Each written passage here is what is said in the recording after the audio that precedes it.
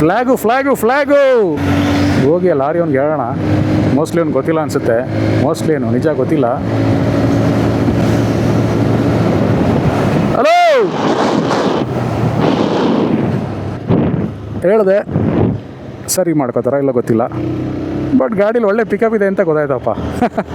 ಇದೆ 2026 TVS rider double disc ಜೊತೆ ABS ಸಿಕ್ಕಿದೆ ಈಗ ಸಿಂಗಲ್ ಚಾನಲ್ಲು. ಗೈಸ್ 125cc ಗಾಡಿ ಅಂದರೆ ಬರೀ ಮೈಲೇಜ್ ಕೊಡುತ್ತೆ ಅಂತ ಜನ ಅನ್ಕೋತಾರೆ. ಆದರೆ ಈ ಗಾಡೀಲಿ ಮೈಲೇಜ್ ಇದೆ, ಪವರ್ ಇದೆ, ಪರ್ಫಾರ್ಮೆನ್ಸ್ ಇದೆ, ಸಿಕ್ಕಾಪಟ್ಟೆ ಫೀಚರ್ಸ್ ಇದೆ. ಪವರ್ ಮೋಡ್ಗೆ ಹಾಕ್ಕೊಂಡು ಚಚ್ಚದ ಅಂದರೆ ತೋರಿಸ್ತೀನಿ.